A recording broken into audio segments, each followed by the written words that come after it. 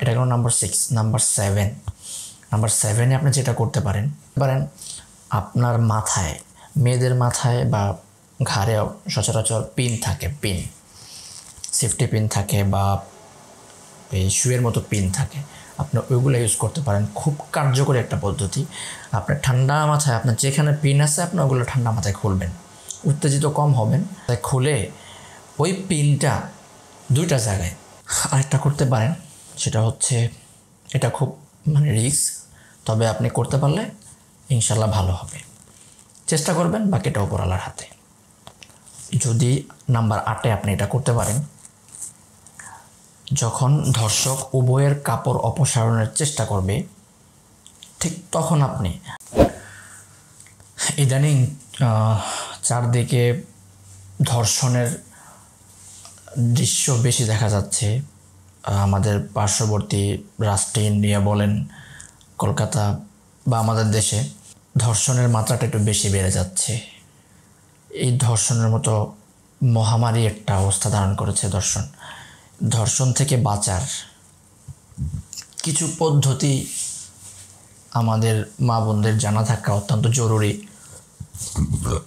বলা তো যায় না কখন কে কোন পরিস্থিতির শিকার হয়ে যান। বিষয়টা আপনারা অন্যভাবে নেবেন না বা খারাপভাবে নেবেন না। আশা করি নিজেকে সেভ রাখতে, কারণ আমাদের দৈনন্দিন জীবনে চলাফেরা করতে আমাদের বিভিন্ন সময় বিভিন্ন জায়গায় যেতে হয়, অনেক সময় একাও চলাফেরা করতে হয়।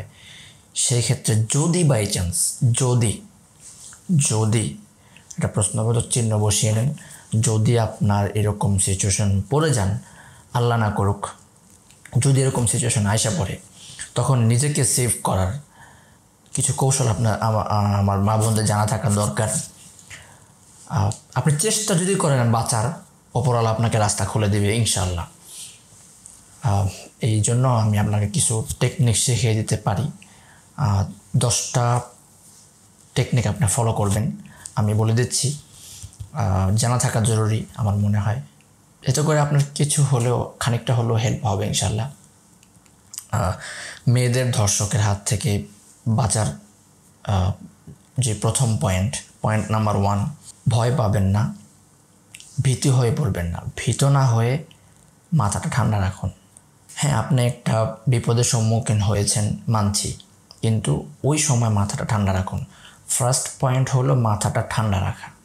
সেকেন্ড, 2 নাম্বার যেটা করবেন সেটা হচ্ছে ধাক্কা, চর বা খামচি ইত্যাদি সাধারণত মেয়েরা দিয়ে থাকে ধর্ষকের ক্ষেত্রে। ধর্ষণের শিকার যারা হয়, সাধারণত যে কাজটা করে থাকে সেটা হচ্ছে থাপ্পড় দেয় বা ধাক্কা দেয় বা নখ দিয়ে আঁচড় দেয়। এই জিনিসটা থেকে বিরত থাকবেন। চেষ্টা করবেন, আপ্রাণ চেষ্টা করবেন কিছু দিয়ে তার নাক বরাবর আঘাত করার। এই ক্ষেত্রে সবচেয়ে বেটার হয়, আপনি একটা কিছু যদি হাতের কাছে কিছু নাও পাতে পারেন, সেই ক্ষেত্রে আপনি ঘুষি দিতে পারেন। আপনার শরীরে যতটুকু জোর আছে, মেয়েদের শরীরে তত বেশি, ছেলেদের মতো জোর থাকে না, তারপরেও চেষ্টা করবেন শরীরে যত জোর আছে সব জোর দিয়ে তার নাক বরাবর একটা ঘুষি মারার। এতে করে সে অনেকটা সময়ের জন্য ব্যালেন্স হারাবে। যদি সে ঠিক মতো দিতে পারেন, অবশ্যই নাক দিয়ে ব্লাড চলে আসবে, সেই ক্ষেত্রে সে ভীত হয়ে যাবে, সে ব্যালেন্স হারাবে। 3 নাম্বার যে পয়েন্ট আপনি ফলো করতে পারেন, জোরে তালি দেওয়ার মতো করে। আপনি জোরে তালি দিবেন, তালি দেয় না এভাবে তালি, জোরে তালি দেওয়ার মতো করে আপনি শরীরে যত জোর আছে আপনি ওই ধর্ষকের 2 কান বরাবর এভাবে জোরে মারবেন। হাতের তালুগুলা যেন কানের মাঝখানে পড়ে, জোরে দিবেন। এতে করে সে ব্যালেন্স হারাবে, তার নিজের উপর সে ব্যালেন্স ঠিক রাখতে পারবে না। জোরে দেওয়ার পরে দেখবেন তার কানটা চারোদিক থেকে একদম আওয়াজটা ক্ষীণ হয়ে আসবে। পর্দা ফেটে গেলে যেরকম একটা আওয়াজ হয় না, ওরকম একটা হয়ে যাবে। এতে করে সে নিজেকে সেভ করার জন্য খানিকক্ষণের জন্য ব্যালেন্স হারাবে। এটা ফলো করতে পারেন। এটা হচ্ছে নাম্বার 3। নাম্বার 4, আপনি যেই টেকনিকটা ফলো করতে পারেন সেটা হচ্ছে, আপনি যতটুকু সম্ভব প্রতিটা সময় যতক্ষণ আপনি বিপদে থাকবেন ততক্ষণ আপনি জোরে সোরে চিৎকার করার চেষ্টা করবেন। এতে করে কী হবে, আশেপাশে যদি কেউ থাকে বা যদি কোনো ব্যক্তি শুনে থাকে বা আপনি চিৎকার করলে এমনও হতে পারে ওপরওয়ালা আপনার চিৎকারটা কারো না কারো কানে পৌঁছায় দিয়েছে, সেই ক্ষেত্রে আপনি হেল্প পাওয়ার পসিবিলিটি সবচেয়ে বেশি। পুরোটা সময় যতক্ষণ আপনি নির্যাতনের থেকে মুক্তি না পাচ্ছেন পুরোটা সময় আপনি চিৎকার করেন, জোরে চিল্লাফাল্লা করার চেষ্টা করেন। সেই ক্ষেত্রে আশেপাশে কেউ থাকলে অবশ্যই আপনি হেল্প পাবেন ইনশাআল্লাহ। এটা হলো 4 নম্বর পয়েন্ট। 5 নাম্বার 5 আপনি যেটা করতে পারেন, সিম্পলি এটা করে থাকে দর্শকরা সব থেকে বেশি, তার মুখটা যখন আপনার মুখের কাছে নেবে তখন আপনার কপাল দিয়ে, হয়তো আপনি একটু ব্যথা পাবেন সাময়িক সময়ের জন্য, ব্যথাটা তবে চিরস্থায়ী হবে না, সেরে যাবে খুব দ্রুত। আপনার কপাল দিয়ে তার মুখের মধ্যে আঘাত করেন, মানে সব থেকে বেশি যেটা চেষ্টা করবেন সেটা হচ্ছে দাঁত বরাবর। তার দাঁত বরাবর যদি আপনি আঘাত করতে পারেন, তার দাঁতের জন্য তার মুখ কেটে যাবে, জিহ্বা বা ঠোঁট কেটে যাবে, এতে করে সে ব্যালেন্স হারাবে। যদি পর্যাপ্ত পরিমাণ জোর দিয়ে আপনি কপাল দিয়ে মারতে পারেন তাহলে সেই ক্ষেত্রে সে অনেকটা সময়ের জন্য ব্যালেন্স হারাবে, সে আর ঠিক থাকতে পারবে না। এটা আপনার খুব ভালো একটা কার্যকরী উপায়। নাম্বার 5। নাম্বার 6 মানে নাম্বার 6-এ আপনি যেটা করতে পারেন, আপনার কনুই দিয়ে আপনি ধর্ষকের থোঁতা বরাবর বা কানের এই জায়গাটা বরাবর, কানের একটু নিচে এই জায়গাটা কিন্তু অত সেন্সিটিভ একটা জায়গা, এই বরাবর বা থোঁতা বরাবর আপনি কনুই দিয়ে মারতে পারেন। এভাবে কনুই দিয়ে যদি আপনি আঘাত করতে পারেন, এতে সে খানিকক্ষণের জন্য হলেও ব্যালেন্স হারাবে। কনুই দিয়ে কিন্তু আপনি মুখের যে কোনো জায়গায় দিতে পারেন, এতে করে সে ব্যালেন্স হারাবে। ঠিক আছে, এটা খুব কার্যকরী একটা উপায় হতে পারে যদি আপনি ঠিকঠাক মতো ইউজ করতে পারেন। এটা হলো নাম্বার 6। নাম্বার 7-এ আপনি যেটা করতে পারেন, আপনার মাথায়, মেয়েদের মাথায় বা ঘাড়ে সচরাচর পিন থাকে, সেফটি পিন থাকে বা এই শুয়ের মতো পিন থাকে, আপনি ওইগুলো ইউজ করতে পারেন। খুব কার্যকরী একটা পদ্ধতি। আপনার ঠান্ডা মাথায়, আপনার যেখানে পিন আছে আপনি ওগুলো ঠান্ডা মাথায় খুলবেন, উত্তেজিত কম হবেন। তাই খুলে ওই পিনটা 2টা জায়গায়, এক গলা, 2 কানের গোড়া, আপনি ঠান্ডা মাথায় পিনটা খুলে, সেফটি পিন বা ওই শুয়ের মতো যে পিনগুলো আপনারা মাথায় স্কাপে গাঁথেন, ওগুলা আপনার হাত নেবেন আস্তে করে ঠান্ডা মাথায় নিয়ে, ওগুলা তার কানের গোড়া বরাবর বা তার গলার মধ্যে পুরোটা ঢুকিয়ে দেন।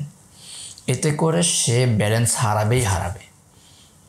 এটা খুবই ভালো একটা কার্যকরী উপায়, ট্রাই করতে পারেন। যদি কোনো বোন মানে এই সমস্ত বিপদে পড়েন, তখন আপনি এই পদ্ধতিটা সবচেয়ে বেশি কার্যকরী হতে পারে আপনার জন্য।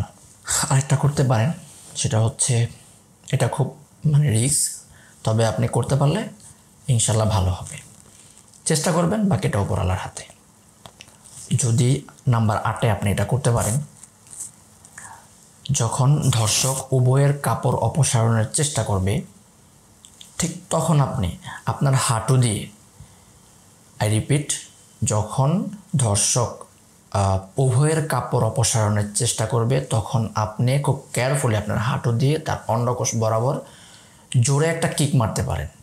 এতে করে কি হবে, সে মাটিতে লুটেই পড়বে, সে 1 সেকেন্ডও সোজা হয়ে থাকতে পারবে না।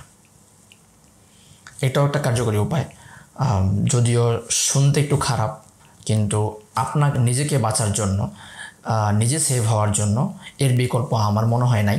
আপনি আমি আপনাকে এটা কী বললাম সেটা মাথায় না রেখে, এই কথাটা কী জন্য কাজে লাগাতে বললাম সেটা মাথায় রাখেন, সবচেয়ে বেটার হবে আপনার জন্য ইনশাল্লাহ। আপনি নাম্বার 9-এ আপনি যেটা করতে পারেন সেটা হচ্ছে, আপনার হাত অনেক সময় ধর্ষকরা বেঁধে ফেলে, তো বেঁধে ফেলার আগে আপনার 2 তর্জনী আঙ্গুল দিয়ে তার চোখে আঘাত করতে পারেন। এমনকি যত জোরে পারেন চোখে আঘাত করবেন। এতে করে তার চোখের দৃষ্টিশক্তিও হারানোর সম্ভাবনা আছে, প্লাস উনি ওই জায়গায় স্টপ হয়ে যাবে, তার ব্যালেন্স পুরোপুরি হারাবে, সে চোখে দেখতে পারবে না খানিকক্ষণের জন্য হলেও। পরে কী হবে সেটা পরে, কিন্তু খানিকক্ষণের জন্য হলেও সে তার চোখের দৃষ্টি থেকে ব্যালেন্স হারিয়ে ফেলবে। এটাও আপনার কার্যকরী উপায়। সেক্ষেত্রে আপনি নিজেকে সেভ করতে পারবেন এভাবে ইনশাআল্লাহ। নাম্বার 10, নাম্বার 9 পর্যন্ত আপনি নিজেকে সেফটি করতে পারেন, কিন্তু নাম্বার 10-এ এসে আপনি একটা জিনিস আপনাকে মানতে হবে, আপনি নিজে একা নির্জনে একা কোথাও বের হবেন না। হাজব্যান্ড থাকলে হাজব্যান্ডকে নিয়ে যাবেন, প্রয়োজন সম্ভব হলে বা মাকে নিয়ে যেতে পারেন বা বোনকে নিয়ে যেতে পারেন বা ভাইকে নিয়ে যেতে পারেন। একা নির্জনে চলাফেরা করবেন না। আপনার সম্মানের কাছে পৃথিবীর কোনো কিছুই মুখ্য নয়, এটা মনে রাখতে হবে। একজন মেয়ের সম্মানের কাছে, একজন মেয়ের সতীত্বের কাছে পৃথিবীর কোনো জিনিস মুখ্য নয়। সুতরাং কোথাও একা বের হবেন না, কোথাও একা যাবেন না। বিপদ সংকেত মনে করলে কোথাও বের হয়েছেন একা, মনে হচ্ছে আপনার কিছু একটা হতে পারে বা আপনার সাথে কিছু ঘটতে পারে বা বিপদ হতে পারে, তাৎক্ষণিক আপনি লোকালয়ে চলে যাবেন। যে জায়গায় একটু বেশি লোক আছে বা মানুষ আছে ওই দিকে চলে যাবেন বা দ্রুত ওই জায়গা ওই স্থান ত্যাগ করার চেষ্টা করবেন। সেটা হেঁটে হোক বা গাড়ি ঘোড়া দিয়ে হোক, যেভাবেই হোক চেষ্টা করবেন ওই স্থান ত্যাগ করার জন্য। সর্বোপরি কথা হচ্ছে নিজের সেফটি সবার আগে।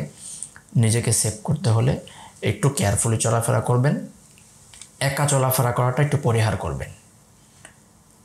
আমি আবারও বলছি, আপনার নিজের সম্মানের কাছে কোনো কিছুই মুখ্য হতে পারে না। সুতরাং আমার মা বোনেরা যাই করেন, আল্লাহ পাক কারো জীবনে এরকম বিপদ না আসুক দোয়া করি। যদি কখনো আল্লাহ না করুক এরকম পরিস্থিতিতে পড়ে যান, আমার বলা 10টা পয়েন্ট আপনি মাথায় রাখতে পারেন। আশা করি ইনশাআল্লাহ উপরওয়ালা চাইলে আপনি এখান থেকে ভালো ফলাফল পাবেন ইনশাআল্লাহ। আল্লাহ আমাদের মতো ছেলে যারা আছে সবাইকে সহিহ বুঝ দান করুক।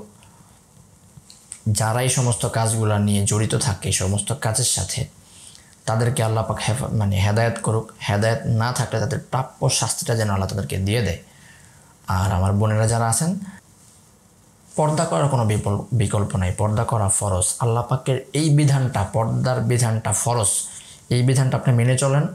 আমি সাদা কাগজে আপনাকে লিখে দেব, ইনশাআল্লাহ কখনো আপনি এই রকম বিপদের সম্মুখীন হবেন না। যাই হোক, ভালো থাকবেন। আল্লাহ হাফেজ।